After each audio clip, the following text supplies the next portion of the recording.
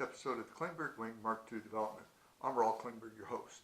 Today I'm going to talk to you about ribs. You know, those airfoil shaped things that make the shape of the wing, make us fly. Kind of important components. Today I have here next to me the ribs for the center section of the wing.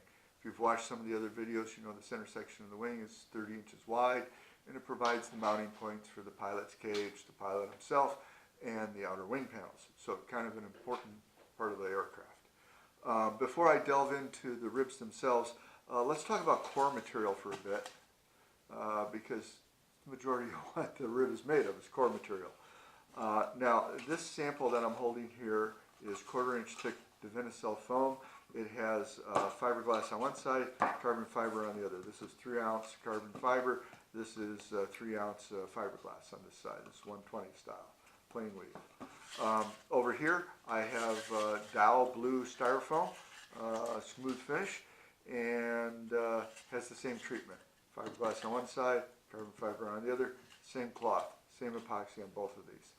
Now, many times you'll hear people say, well, you got to use Divinycell or something like that. That's a PVC-based foam, and it's meant for structural use. You wouldn't want to use the blue Dow styrofoam. That's polystyrene. It's not structural. And when I hear people say stuff like that, I think, well, they don't really understand what structural means. For something to be structural means that it is never exposed to loads for which it's not designed to carry. Heck, you make something out of tissue paper so long as the loads are low enough to not destroy the tissue paper. So to say whether one's structural or the other is not is a moot point. It's up to the designer to make sure that the materials are sufficient strength to accommodate all of the flight loads, handle loads, everything else that it has to do. That said, here's Divinycell, 1/4 inch thick, and the square without any coatings on it, 8 grams. 1/2 inch thick blue Dow styrofoam polystyrene, 10 grams, weighs 2 grams more. That's considerably more. If you had hundreds of square feet of this, well, it could turn into a lot of weight. The Divinycell has a little better compressive strength, has a little better stiffness to it, not a lot. By the time you double the thickness of the foam, well, then they both have about the same bending stiffness. So I thought I'd take a look at why use one over the other. You know, there has to be some good reason for choosing one over the other, and then working with that design itself. Now, the Divinycell comes in at 3 pounds per cubic foot. Dow blue styrofoam, 2 pounds per cubic foot. So 50% higher over here. But it's only 1/4 inch thick, so it ends up weighing less. And then the rubber meets the road when you cover them with the composite material. Here is the Divinycell. Its finished weight is 30 grams. And the blue Dow styrofoam, 23 grams. That's a significant difference. 7 grams difference out of 30 is not just whistling Dixie. It's an important grams. Doesn't sound like much here, but you started getting hundreds of square feet of this stuff, and you have real weight. So there's the first reason for using the Dow blue styrofoam. In the long run, it weighs less. Why, you might be asking? Well, the Dow styrofoam has a smooth finish to it. The cells are very small, they're very tight, and the surface is smooth. So the Divinycell being a the Divinycell is a PVC, and it's expanded and cut and sanded, and it has a relatively open cell structure. Now, when you do the layup, no matter how you do this, in order to have enough resin to attach the composite materials to the foam, if you have an open cell structure, it takes more resin. You kind of have to fill the cells. If you don't fill the cells with something, the fiberglass or the carbon fiber is not going to stick well. It's just going to be on those little tiny ridges from the cells of the foam, and it's not much of an attachment point. And I've tried different types of filling, straight epoxy, epoxy mixed with microballoons, ultra lightweight spackle, all of them end up heavier than this solution because this does not take up nearly as much epoxy to fill it in. You got a nice, smooth, continuous surface to bond to. Peel strength is greater, uses less resin, it's lighter weight, but here's the best part. They always keep this a secret. Nobody ever tells you. Half the cost. And the Definicel ain't cheap. This stuff, pretty cheap. I used this on my original wing for the shear web core material. Worked great. I still have parts of that wing. It's going on 30 years old, and it's still in great condition. And it just sits out in the room most of the time. Sunlight gets on it occasionally, and this stuff has held up well over decades. So this can very well be structural material, so long as you don't overload it in shear or bending or whatever you're putting on it. And the two panels, they're the same in stiffness. These are practically identical. And one is 7 grams less in weight, half the cost. So, blue, Dow, styrofoam, that's what we're using here. So let's talk about some of the ribs. Here's the rib for the center of the center section. It's the center rib. Now, most of the ribs are done somewhat the same way, basic same way. This has the blue Dow styrofoam in the middle. It has a basswood leading edge area here, and this particular one has plywood on either side for added strength and to make all the thicknesses match. I added some 1/32 inch balsa to the foam and some 1/32 inch plywood to the basswood core, and it's all the same thickness and really strong. This has 3-ounce 120 style fiberglass laminated on both sides. This is kind of like a fiberglass canoe, whatever. Incredibly strong. Kind of important for the center of the wing. And I wasn't doing a lot of planning going into this. I just built it, and I says, yeah, I like that. Pretty lightweight, not too bad. So that was number one. Oh, by the way, this is 1 inch wide because I have to bond the skin on this side, bond the skin on this side. I need enough area, bonding area, to attach those skins. Here is the number 2 rib. This is the pilot support rib. It is 1/2 inch thick Lastifoam, 4 pounds per cubic foot, 4.5, something like that. That is a urethane core material. It has superior structural properties. It'll take more load, which is why I'm using it here. It's kind of spendy, kind of heavy, but I need those properties here. This has carbon fiber on both sides, extremely strong. This gets pultruded carbon fiber cap strips, top and bottom, and it has a basswood core up front here that looks the same as the other one. They have these tapered areas to distribute out the load between where the wood meets up with the foam. You look at another video on my site and you'll see a sample of this rib being load tested. The pilot's going to hook in back here. There's a long strip that's going to go on here, come down below, and have various hooking points on it. So that's number 2 rib. Number 3 rib. This rib currently looks like this. It's the blue styrofoam. It's got 120 fiberglass on either side, and it has the basswood core up front. And here you can actually see how the wood tapers out and blends into the foam so that we don't have a stress riser. Hope I got that in front of the camera.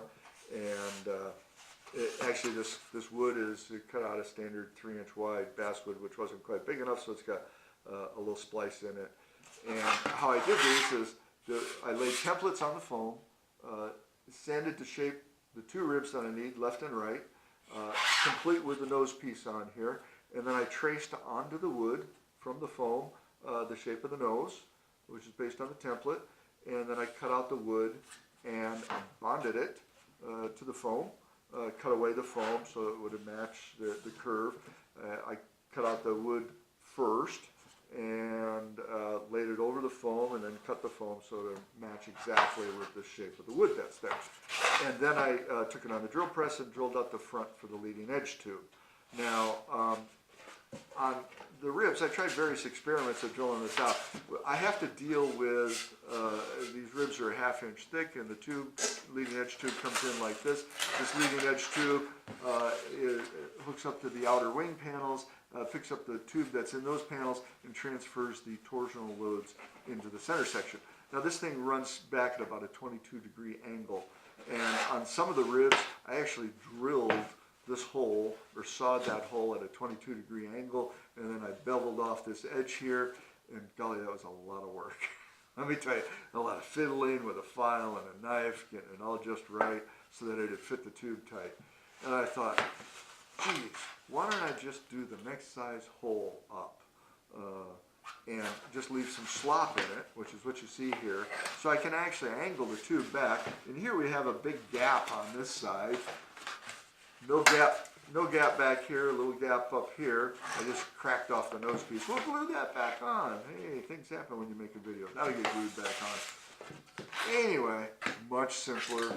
Just drill the hole oversized. I'll glue the tube in, and then I'll fill in that gap with some structural filler, which is just powdered cotton mixed with epoxy resin. Now, why wood up front? Why not just leave it foam? Why go all this trouble putting wood in here?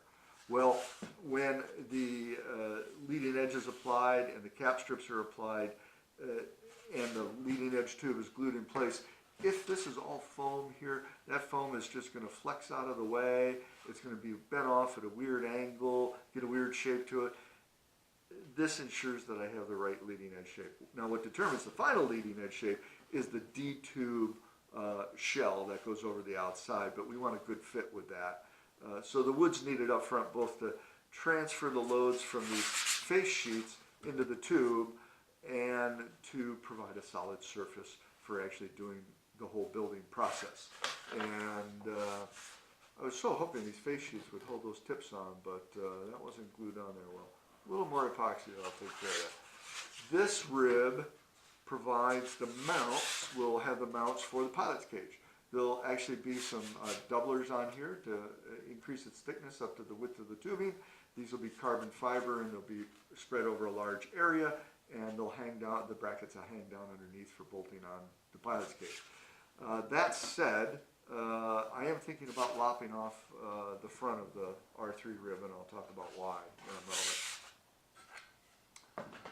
And then the number 4 rib. This is the last rib in the section. This is the left one. It is carbon fiber on the outside. You see I got some masking tape here marking where I got a couple bubbles, and I'm going to pierce those and inject some epoxy, fix those up. And on the inside I have fiberglass. Now fiberglass would be strong enough on both sides. However, this is the side that's exposed to the transport and assembly, disassembly, and all that. So this is going to take more of a beating, so I needed a tougher surface here, so I put carbon fiber on here. That's the only reason for that. This rib is essentially non-structural because it's going to have cutouts in it where the fittings are accessible for putting on the outer wing panels. There are no attachments underneath. It does close off the end of the D-tube and the end of the wing skins, provide some structural purpose there, but for the most part, relatively non-structural. It does support the end of the leading edge tube where the other tube comes in, so it's carrying a little bit of load there. But the majority of the loads are carried by the pilot support rib and the center rib. Now, so I went through all of this and I made up all 7 ribs and weighed them and nearly had a heart attack. Pushing on up towards 4 pounds. For 7 ribs, and I was aghast because I thought I had been pretty careful about the whole thing, but I hadn't really calculated out and worked it through. I just was building, going along, and I knew that the pilot sport ribs were going to be about a pound each, and this is actually a little less than a pound, so I did pretty good on that.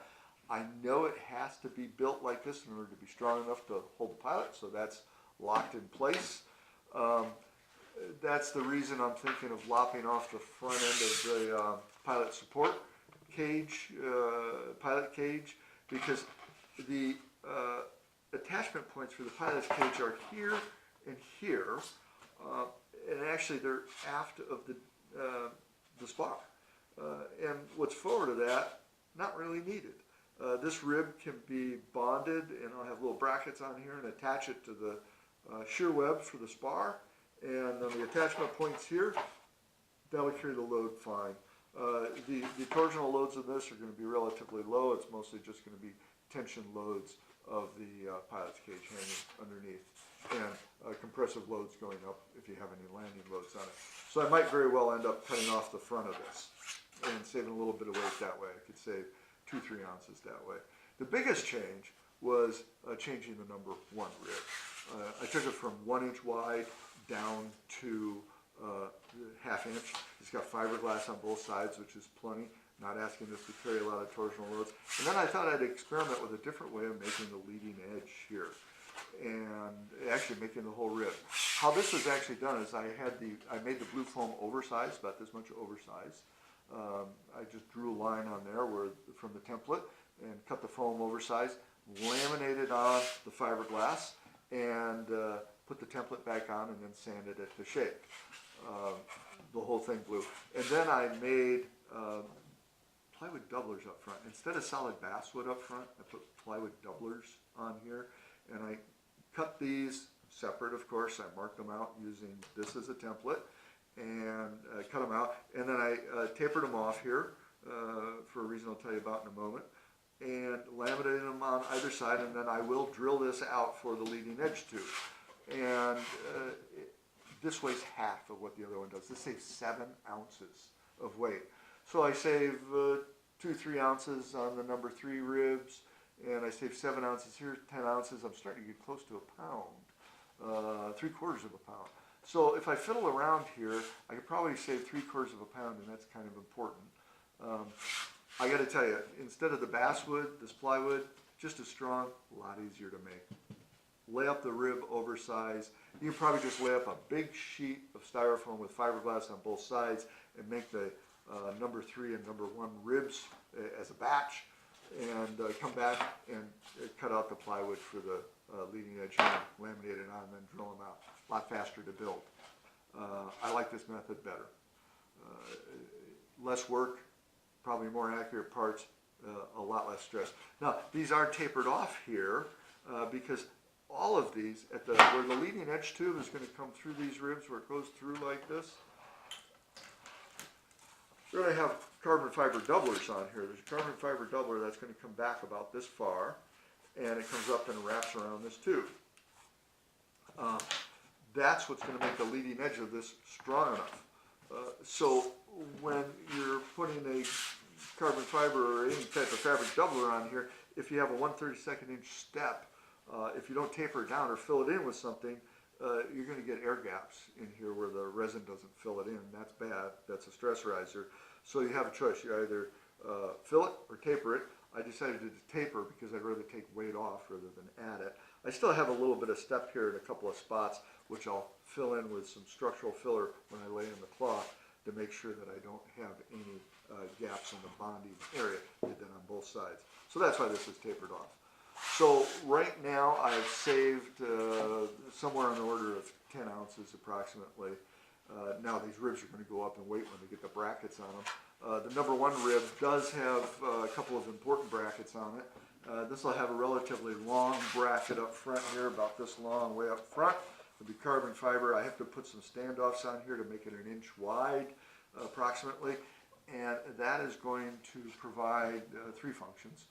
Number 1, it provides an attachment bracket for the cables that go down to the pilot's cage that stabilize it in torsion and back and forth.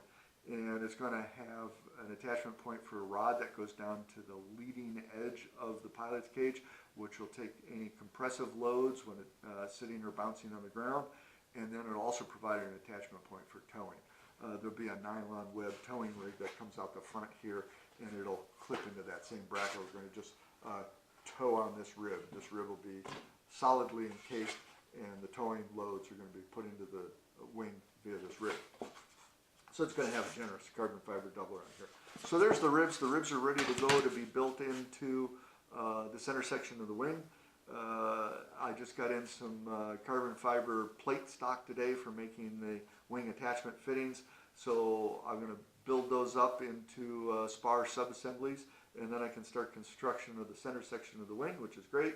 I only ran into one problem, one significant problem that I would surely change process on building all this stuff, and that is I tried to lay up the fiberglass on both sides at the same time. Did one side, laid it up, put the peel ply on it, plastic down on the table, flip it over, lay up the other side, no vacuum bag, and I discovered in the process that the side that I put down, for some reason, developed little bubbles in it. It's not vacuum bagged, and there's little separations of the fiberglass from the foam. I have some needle injectors for glue, and I'm just going to come in and inject glue underneath and repair those rather than making new ones. But I got a bunch of those. I got a few dozen of those spots to go back and get. The upside was fine, the downside not so good. I'll have to go back and fix up those ribs a little bit. You'll say, gee, Rob, why don't you just vacuum bag it? You wouldn't have that problem at all. That's one little thing I forgot to mention about the blue Dow styrofoam. You can't really vacuum bag it unless you have some way of carefully regulating your vacuum bag pressure. Because if you run full vacuum bag pressure on it, you'll actually compress the foam. Its compressive strength isn't that strong, and you'll actually make it skinnier. And we don't want to do that. That kind of wrecks the foam. So these had to be done as wet hand layups, no vacuum bag. The other thing I should mention before we close out here is because this rib is skinnier, and I mentioned before I have to attach two skins on here, 1/4 inch is really not a lot of room to attach those skins. So I'll be putting a single layer of carbon fiber cloth across the top here that's about 2 inches wide, very lightweight because it's only one layer, and I'm going to pre-cure that flat on a board, and so that I can just, it'll be rigid, the edges won't be floppy, flat sheet, and I'm just going to glue it on here, and then I'm going to come in with some fiberglass underneath to make a little corner bracket and attach that wide cap strip to these face sheets, and then that wide cap strip will provide plenty of area for bonding on the wing skins. There we go. There's the ribs for the center section. Totally different than the ribs for the outboard panels. The outboard panel is much lighter weight, much less work, and the tubing's ready to go. I just got to cut this at the right angle. When the tubing gets joined up in the middle, you'll see when I'm building the center section, I'll show you that there's a plywood and carbon fiber fitting at 22 degrees that goes inside the tubes, and then I bond the two tubes together at the nose and lash them, and that'll be good and strong. So I hope you found that a little bit interesting, see how the ribs are getting done, so that when I start building the center section and you see some of those pictures and video, you'll know what the heck I'm working with and why they're built the way they're built. So thanks for joining me. We'll see you on the next video. Bye for now.